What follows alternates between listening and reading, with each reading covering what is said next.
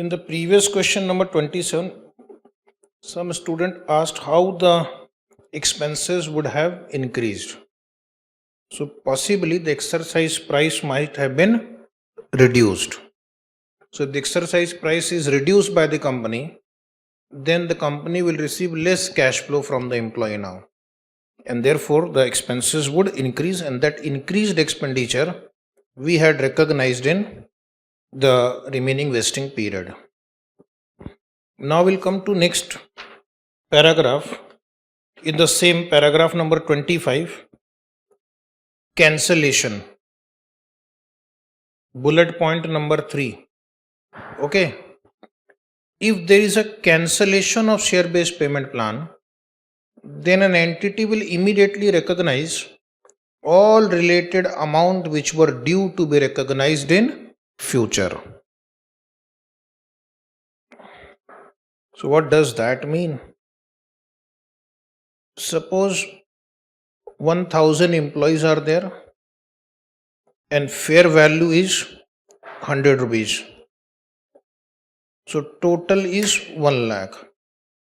Total expense is 1 lakh. And let us say 2 years are over. 2 years are over means 50,000 we have recognized.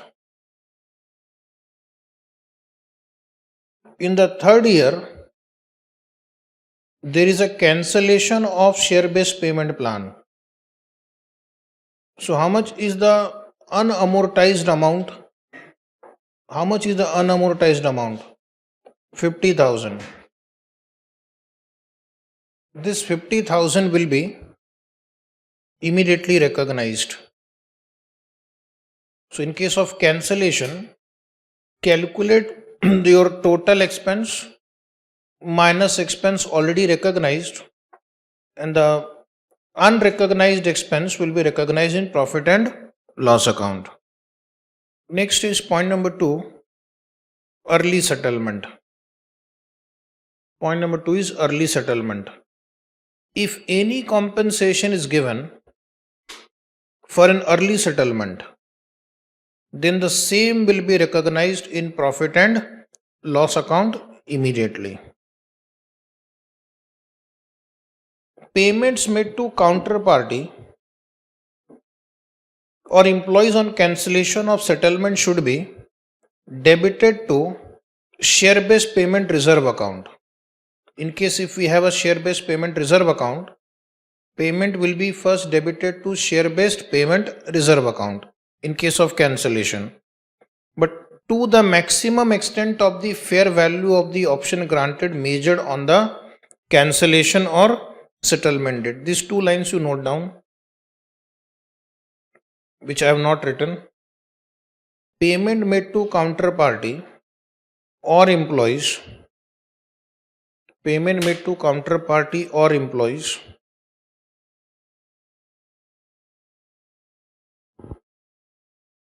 payment made to counterparty or employees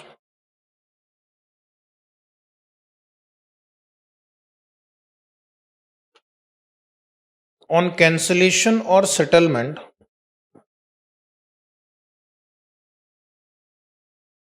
should be debited to share based payment reserve account.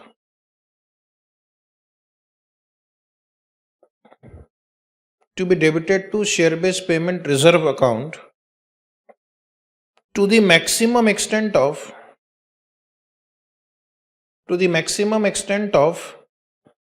fair value of options granted. To the maximum extent of fair value of option granted.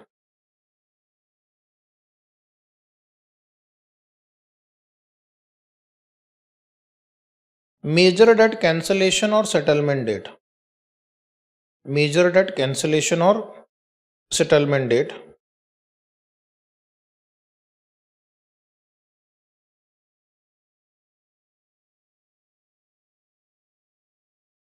Any payment in excess of the fair value is recognized as an expense. Any payment in excess of the fair value is recognized as an expense.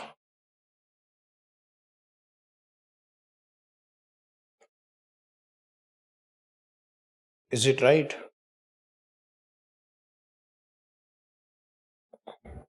So first what you'll do, you debit share-based payment reserve account, but it will be equal to the fair value of the option granted on cancellation date.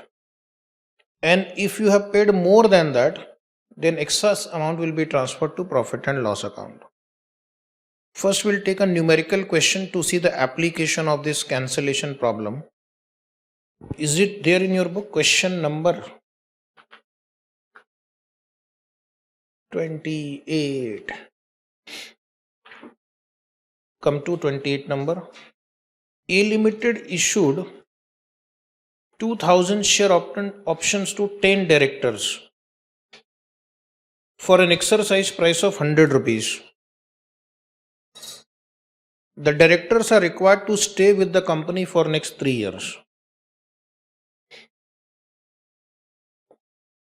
The fair value of the option estimated is 130 rupees. Expected directors to vest the option is 8. During the year 2, there was a crisis in the company and the management decided to cancel such scheme immediately. It was estimated further as follows. Fair value of the option at the time of cancellation was 90. Market price of this share at the cancellation date is 99. Then there was a compensation which was paid to directors, and since only 9 directors were currently in employment, during the date of cancellation of such scheme, hence amount of rupees 95 per option has been given to each of the 9 directors. How the cancellation would be recorded?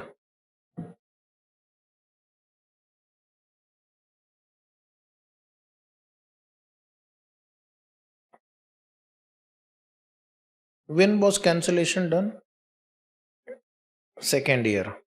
Means first year there is no problem. First year my calculation is based on 8 directors. Second year my calculation will be based on 9 directors. So we will do the total calculation of expense minus expense already provided in the first year will be recognized as expense of the second year. And then whatever payment we have made, 95, to the extent of fair value of the option at the time of cancellation will be charged to SBP reserve. Excess payment will be transferred to profit and loss account. So first you write down year 1. Year 1 there is no problem. You tell me what would be the expense to be recognized in year 1. Solve it like a normal question. 10 directors, 2000 options, fair value of the option is 130, expected number of directors 8 who are going to satisfy the 3-year service condition. Any answer? So first write down fair value of the option is 130. Number of share expected to vest 2000 into 8, 16,000. Therefore point C, total expenses A into B, 20 lakh 80,000. 20 lakh 80,000. And then point number D, vesting period 3 years. Vesting period 3 years. Point number E, expense to be recognized in year 1. Expense to be recognized in year 1, C upon D.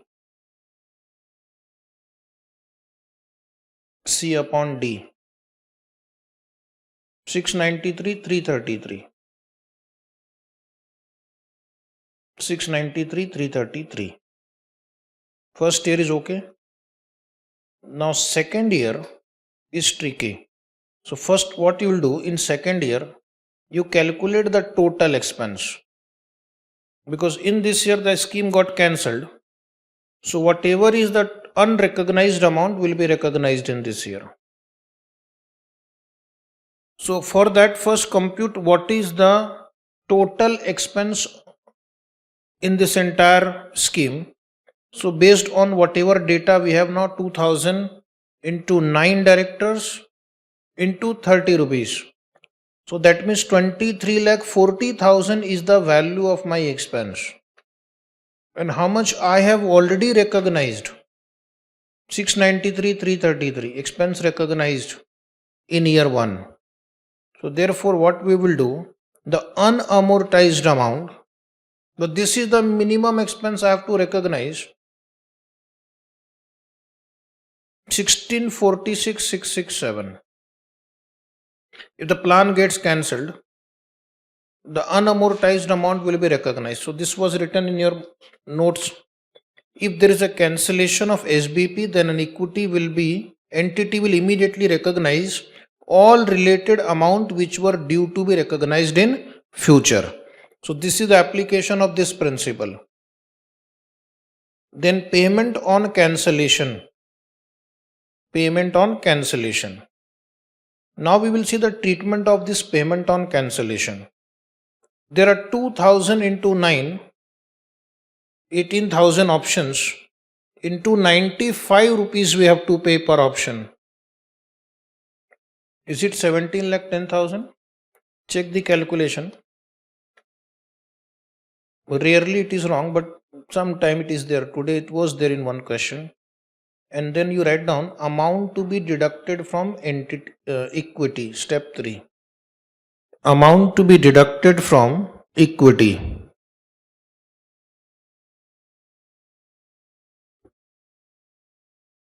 Amount to be deducted from equity.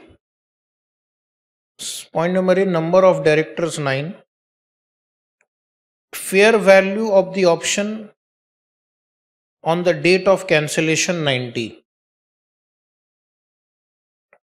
Fair value of the option on the date of cancellation is 90. Up to 90, this is the value of the option we are settling on the date of cancellation. Number of options per director 2000. Therefore, amount to be deducted from equity 16,20,000. 16,20,000.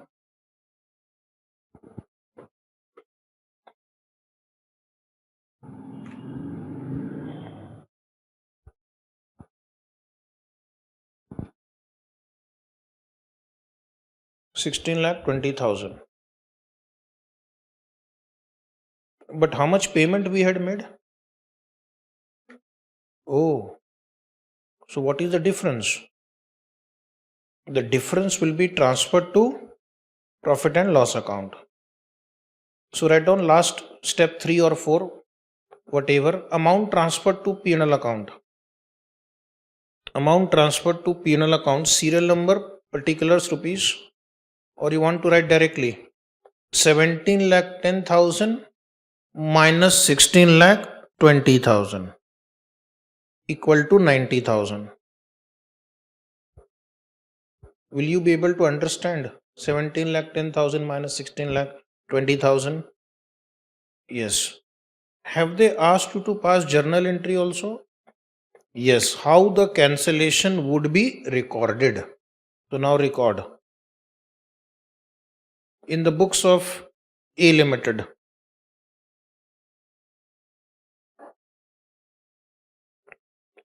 All entries we will write. First write down year 1. Year 1 employee benefit expense account debit to share based payment reserve account to share-based payment reserve account 693,333.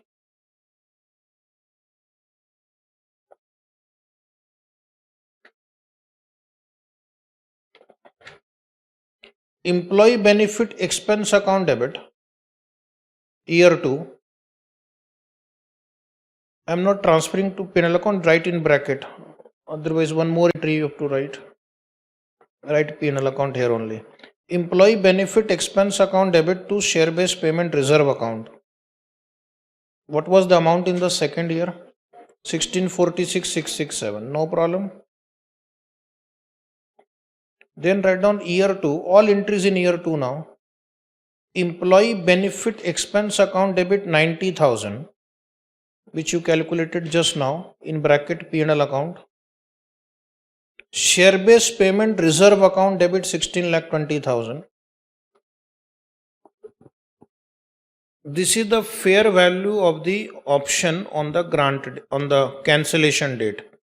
To this extent, you charge to equity and to bank account 17,10,000. If you want to write the narration being excess payment over fair value on the date of cancellation, expensed.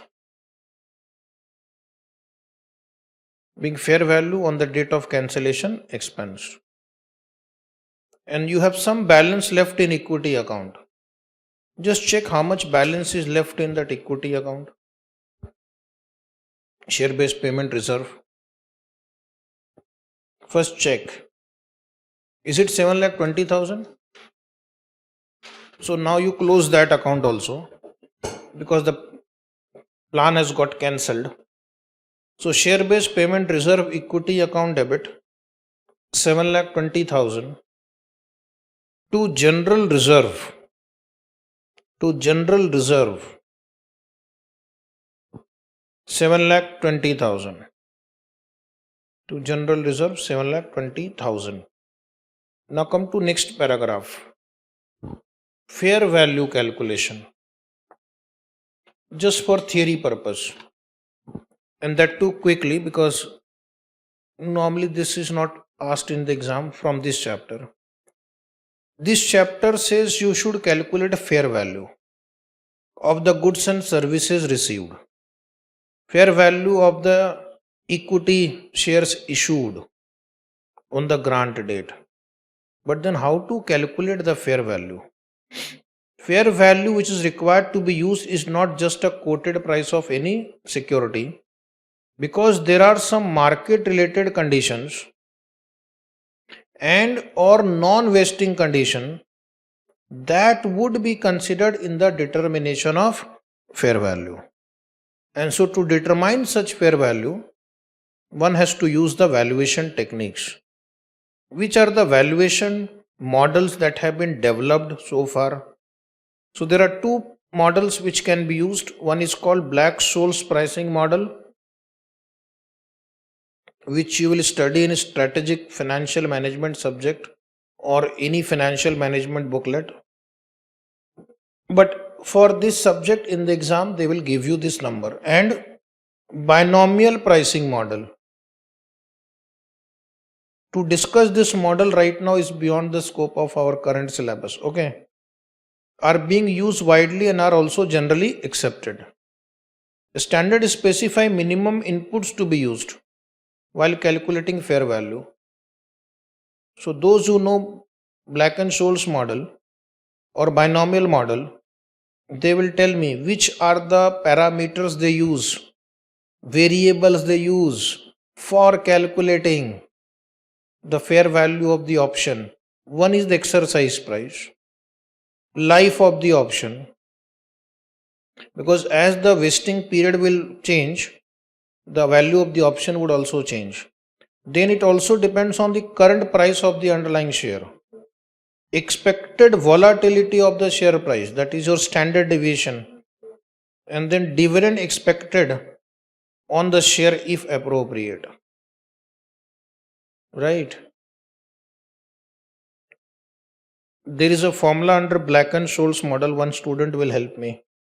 I forgot. value of call option is equal to S into S0, today's share price, into ND1 minus E, exercise price, into small e to the power minus RT into ND2. Okay, this is share price today. This is exercise price. This ND1 and ND2 measures the volatility. E is the exercise price and this is the present value factor of 1 rupee. R is rate of interest, T is time. Beyond the scope of our syllabus. And then it depends on risk-free rate of interest, that is R. And also on the possibility of early exercise. Okay. So these factors influence the value of the option. Remaining 2 or 3 paragraphs, read yourself as homework. Because to explain them is like explaining the Black and Scholes model only. But once you see the formula, you'll understand how these variables will influence the value of the option. If share price goes up, value of option will go up. If exercise price goes up, value of option will fall. Okay, like this.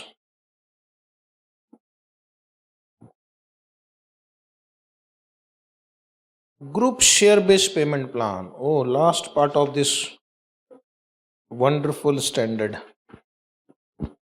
What is a group share based payment plan?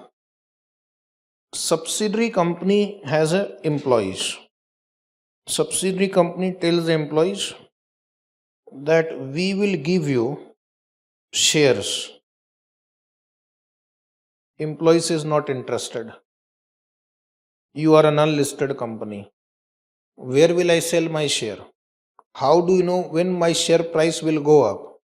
You please give me cash. I am happy. Then the subsidiary company's parent says, we will give you share. You render service in subsidiary company. Don't worry, we will. P may be a listed company, reputed company whose prices are going to rise. That is what employee believes. So he agrees to such kind of schemes. Is it right? Sometime reverse can also happen. S may issue shares to the employees of P. Sometime S may have shares of P. S may be holding some shares of P. Yes or no? Which they give to the employees of their company. Before becoming subsidiary, you may hold some shares of the parent. So you can use those shares to make payment to your own employees. Same thing for P also. P can also give some of the shares of subsidiary to its employees. So then the question will, how will the accounting be done under this circumstance? One thing is very simple. Cost will be recognized by that entity. Cost will be recognized by that entity who receives the services. Cost will be recognized by that entity who receives the services. And what is the credit effect? That depends on what kind of plan is that, who is going to settle that plan, what is the relationship between the two entities. So that is why we will discuss under 2-3 different headings. But at least you got some reasonable idea. Services are rendered to subsidiary, shares are issued by the parent, vice versa. Services may be rendered to parent, shares may be issued by the subsidiary. Services may be rendered to subsidiary, but the shares which are issued are shares of parent company. Services are rendered by employee to parent, but the shares which are being issued are the shares of the subsidiary company. So when will this be treated as equity settled plan? When this will be treated as cash settled plan? That also we need to understand. It is a general practice to have a common share-based payment program among a group which has one or more subsidiary, and one group entity receives goods or service and the other entity might settle the same. So let us understand these scenarios which are common. And once you understand these three scenarios, maybe you can pass entries on your own if any other combination is given to you. Very important, paragraph 27, tick mark. First, case 1, P issues its own shares. P issues its own shares for the SBP issued by its subsidiary. So we'll have to draw this diagram first. P Limited, parent company, S Limited, subsidiary company, employees of subsidiary render services to subsidiary. So subsidiary company receive the benefit of the services. So subsidiary will treat it as an expense, not the parent company. And what parent company is doing? Parent company is issuing the shares to employees. So parent company will credit their share capital account. What about debit? Subsidiary will debit employee benefit expense account. What about the credit? Okay, because they can't credit their share capital. They have not issued the shares. So let us discuss.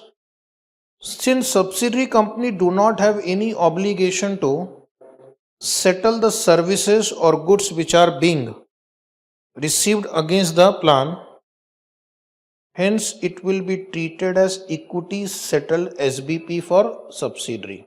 Okay.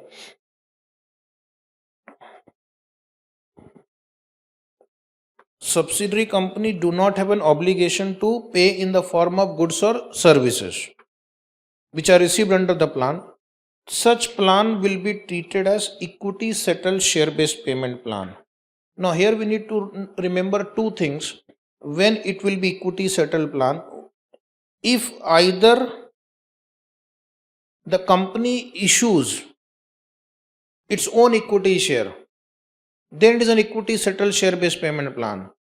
Or if there is no obligation to settle for the goods or service, if there is no obligation to settle for the goods or service received, then it will be treated as equity settled share based payment plan for subsidiary.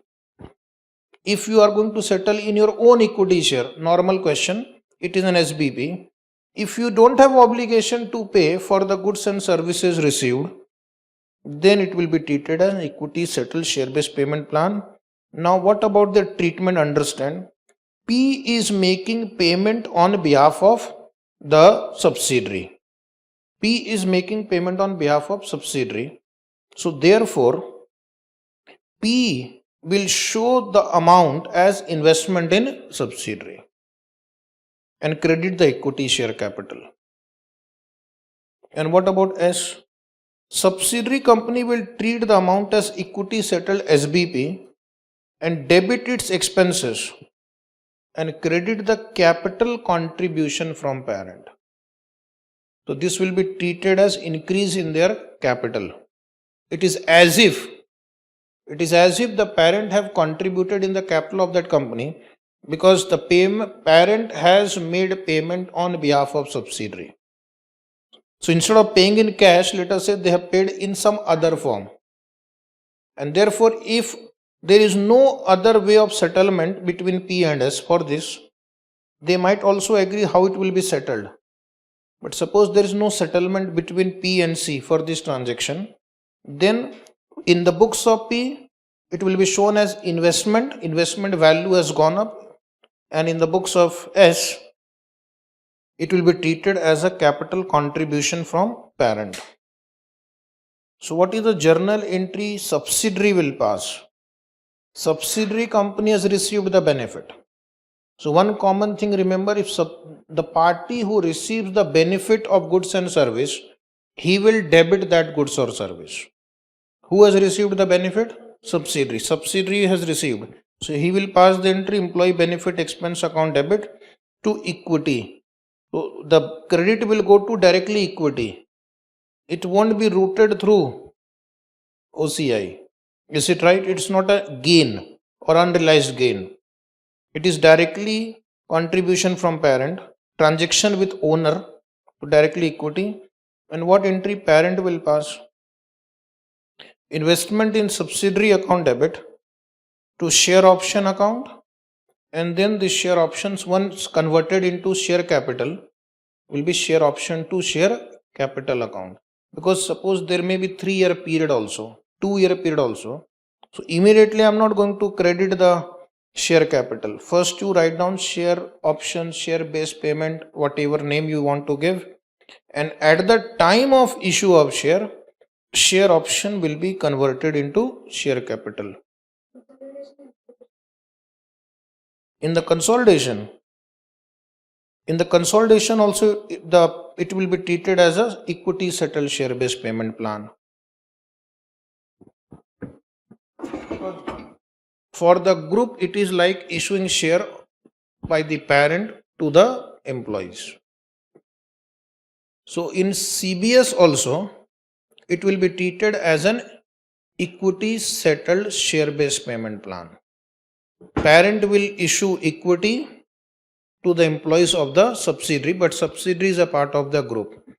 So this will be treated as SBP for the subsidiary because parent is settling the shares. SBP for parent, equity settled share based payment plan for the parent, and again for the consolidation also. Yes or no? As a group, what is the arrangement? The group is getting the benefit of services and the group is settling in the form of the shares of the parent company. So this will be treated as a equity settled share based payment transaction in the consolidated financial statement.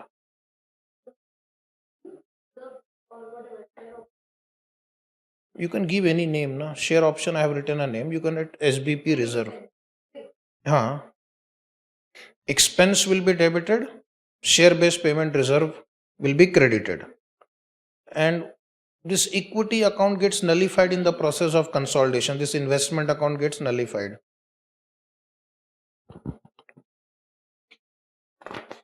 So that is why I said you understand this part carefully. Who knows, in the problem of consolidation there can be a share based payment adjustment also like this. So there is a small question there, 29 number, the last question for you probably. Parent grants 200 share options to each of the 100 employees of its subsidiary, conditional upon the completion of 2 years service with the subsidiary.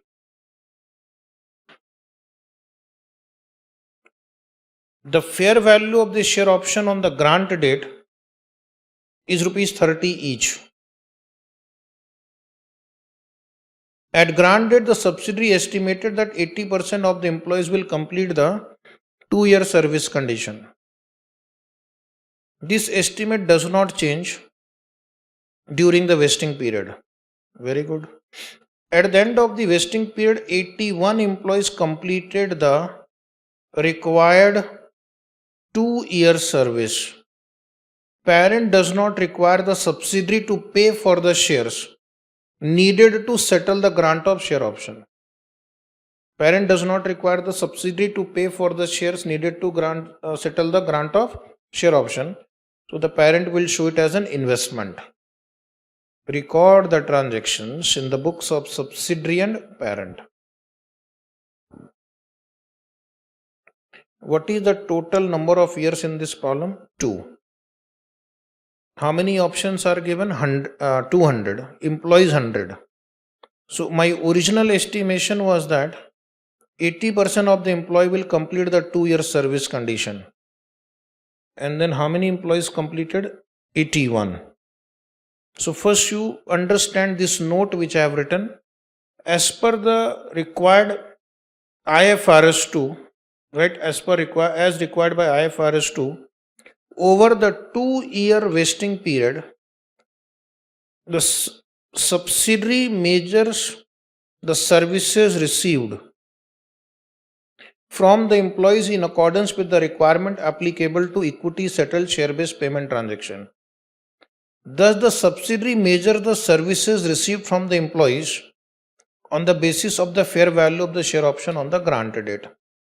Subsidiary will treat it as an equity settled share-based payment transaction because it is not required to pay in the form of cash or other goods. Directly the parent will settle. So it will become an equity settled share-based payment transaction. They will measure the fair value on the grant date, which is given to you, 30 rupees. An increase in equity is recognized as a contribution from parent in the separate or individual financial statement of subsidiary. Now write down there accounting entries in the books of subsidiary. Tell me the first expense amount in the first year. 200 into 100 into 80% into 30 divide by 2 years. Hanji? 2,40,000. So write employee benefit expense account debit 2,40,000 to equity in bracket contribution from parent 2,40,000. 2,40,000 being share option granted. Repeat the entry in the next year, but my calculation will change. Now we know exact number of employees. To equity contribution from parent account, calculation will be again 200 into 81 employees now, exact number, into 30 rupees fair value on grant date. This is cumulative, into, minus, I have already recognized 2,40,000 in the first year. So 2,46,000, correct? These are the two entries the subsidiary will pass. And what you do, write one more thing. This employee benefit expense, you write in bracket P&L account. And this equity will appear in their statement of changes in equity. And now write down in the books of parent, there only, below. Draw one line completely, write entries in the books of parent. Year 1. Year 1, investment in subsidiary account debit. What was the amount we have calculated? 2,40,000.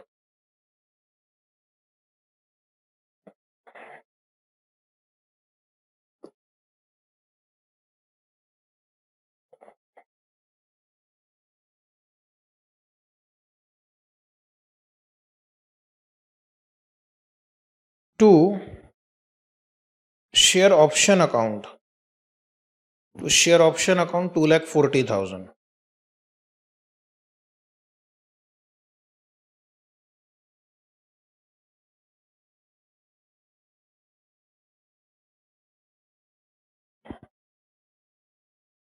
Being share option granted to employees of subsidiary. Then write year 2, investment in subsidiary account debit 2,46,000 to share option account 2,46,000. But they will pass one more entry. After 2 years, they will have to issue the shares. So options will be converted into shares. Have they mentioned the face value? No. What do you want to assume? 10? Right. 10 is better because if you assume 100, then it will be discount on the debit side, which we don't want. So write down share option account debit 4,86,000 to share capital account 1,62,000. 200 into 81 into 10. 200 into 81 into 10.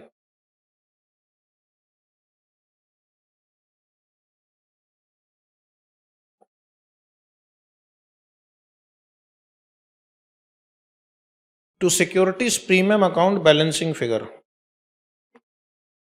3,24,000. Okay. So this was my case 1 example. In case 1, subsidiary receives the services. Shares are issued by parent to the employees of subsidiary. Case 2, subsidiary provides rights to its employees to get equity instrument of the parent. So write this diagram there. Who has to now settle this transaction? Subsidiary has to settle this transaction. In which form it has to settle? In the form of shares of P. Will it be treated as equity settled share based payment transaction? No. Equity settled share based payment transaction if either subsidiary issues its own share or subsidiary has no obligation to settle for goods and service received. But here the subsidiary has an obligation to issue shares of P Limited to the employees of P Limited. So this will be treated as cash settled SBP.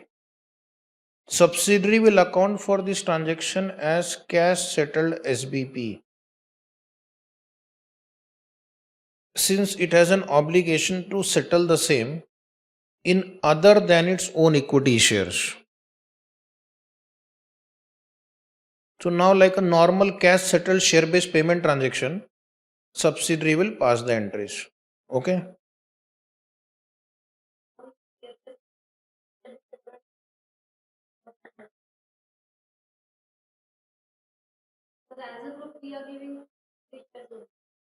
In group accounting, it will become equity settled share based payment transaction.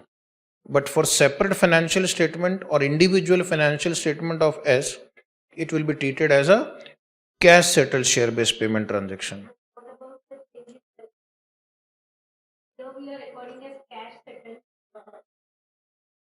So for there will be at as per the usual provisions of equity settled share based payment transaction. All those differences will be adjusted somewhere in the reserve. Is it right? Now we'll come to third case. What is third case? Subsidiary grants an equity settled share based payment plan to employees of its parent. Shabash. So now subsidiary will issue shares to the employees of the parent, and the employees will render services to parent.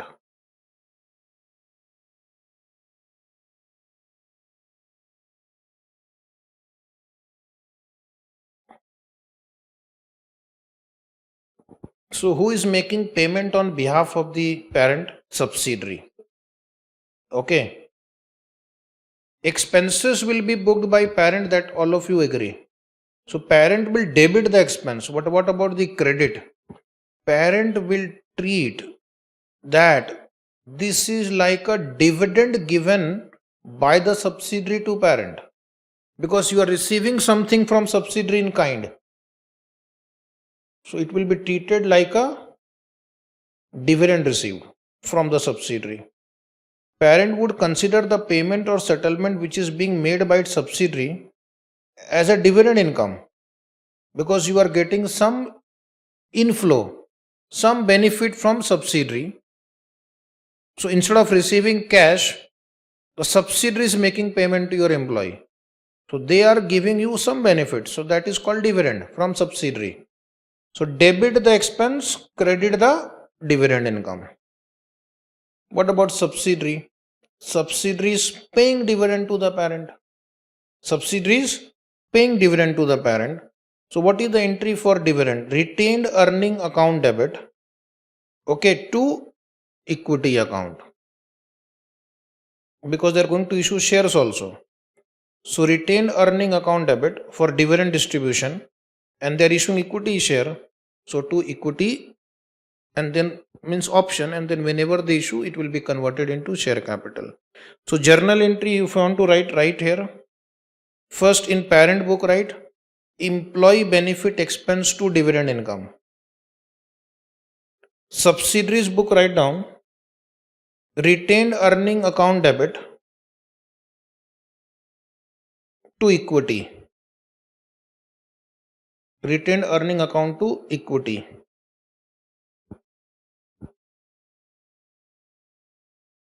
Retained earning account to equity.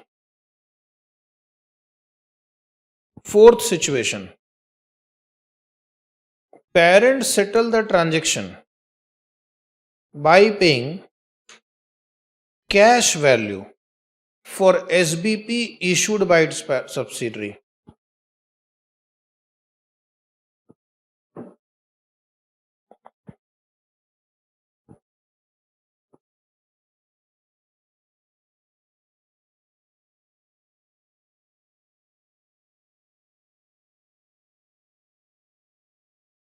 Draw the diagram, then we will have an interesting discussion on this. P Limited pays to employees of subsidiary who render services to subsidiary. But this time P Limited will not pay cash, will not issue share. It will issue cash which will be either based on P share or will be based on S shares. Now question number 1, what will be the nature of this SBP for subsidiary? Will it be equity settled or cash settled? For subsidiary, is this arrangement where the parent will pay the employees in cash? Will S Limited show it as equity settled transaction or cash settled transaction?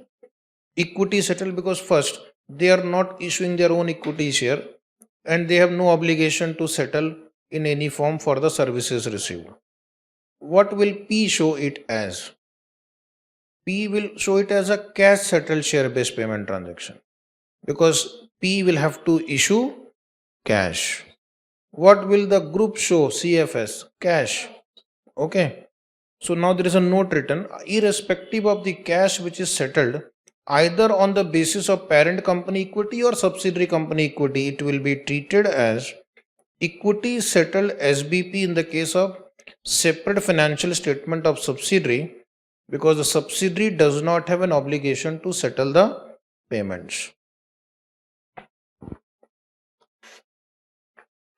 You can just mention in parents separate and consolidated financial statement. In parent separate and consolidated financial statement, it will be treated as cash settled SBP. In parent separate and CFS, it will be treated as cash settled SBP.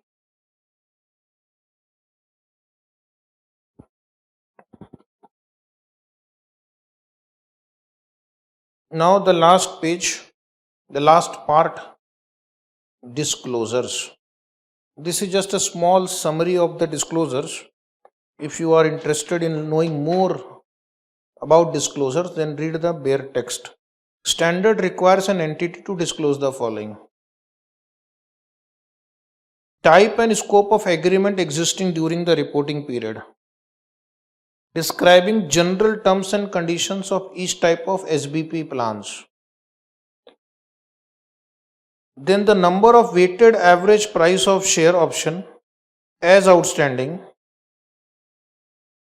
with the movement of granted, vested, expired, exercised, cancelled and closing balance of SBP. So in the notes you have to give this reconciliation of all your outstanding SBP opening till closing, what is the movement, average share price of the exercised options, and the range of exercise prices and weighted average remaining contractual life of options outstanding at the end of reporting period. Valuation method used.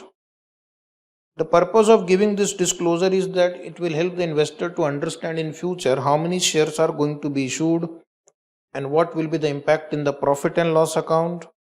Then valuation method you have to disclose so that one can check what is the model you have used for valuation purpose, because this is scope of manipulation here.